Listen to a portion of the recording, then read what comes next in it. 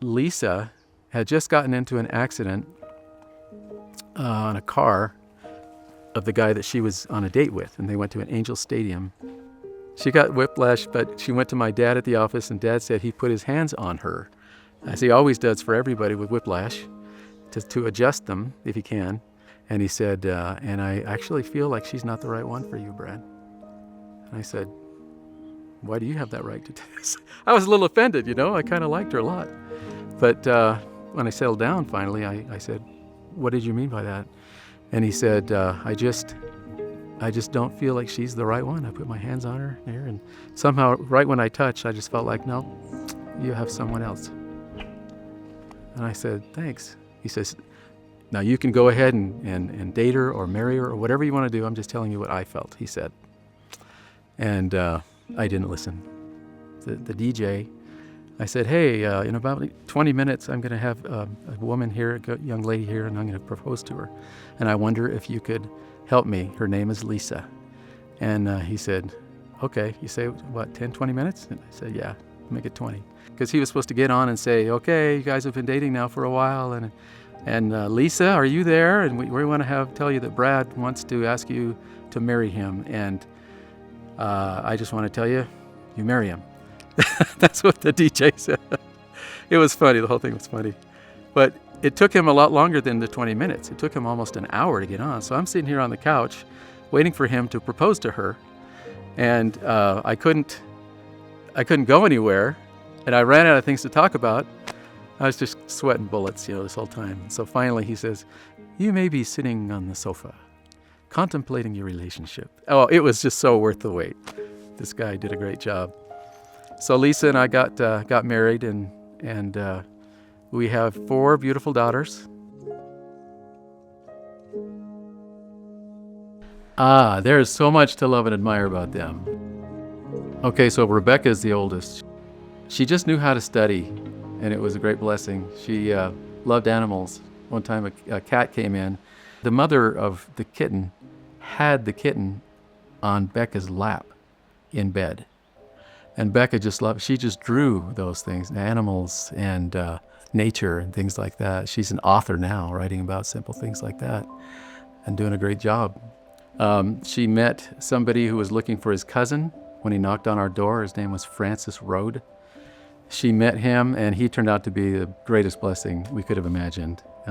Fran is a sweet, humble, smart guy, and we're glad to know him. So she married Fran.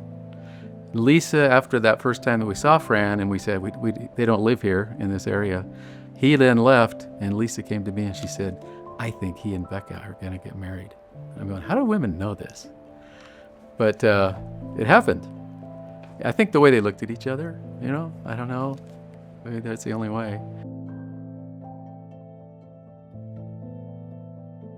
Second daughter, Rachel, was she was a little more wild and crazy. And we love them all for the way they are. And it made a family out of us, and we just enjoyed it. Rachel is the one who, just before we went to law school, she would go with her school friends out at 3 a.m. and toilet paper people's houses. After we warned her that day, don't do that, because she had done it before. So that's Rachel. She's a free thinker. Rachel was always a leader, always into sports. She loved that stuff.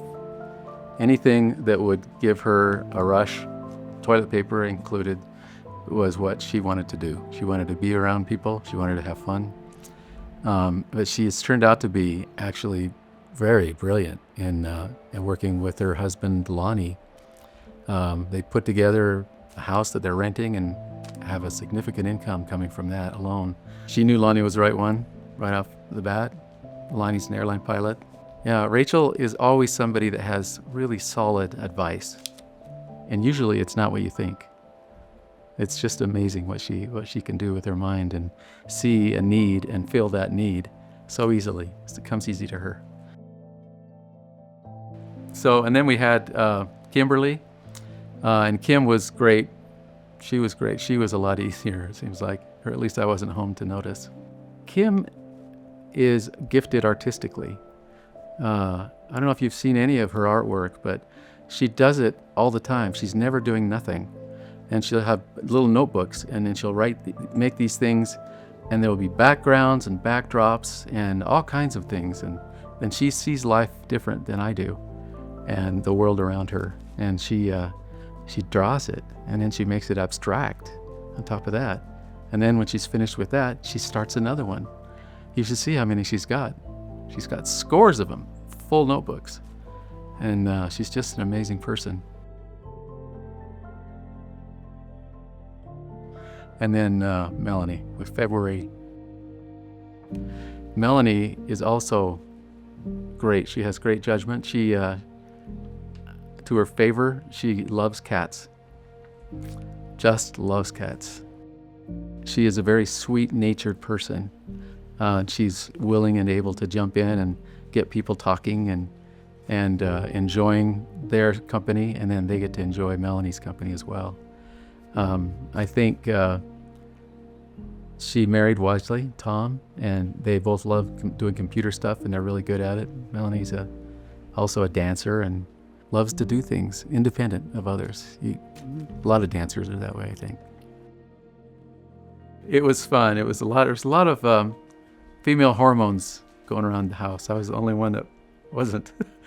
But I would say they are all so different, and they are also incredibly beautiful and loving. I think Lisa helped a lot to keep things that way too. I was the one that was probably a little more harsh than I needed to be. I wouldn't let the kids at these fast food restaurants, I wouldn't let them get a cheeseburger, because we have to skip the cheese, guys. We're saving money. So that was what I did, and some of that was in law school area too. We didn't have any money at that time, so we didn't get drinks. We didn't get any cheese on a cheeseburger. They still joke with me about that. They give me a hard time about that. Rightly so. They do. Those kids. Yeah, you kids. That's right. No.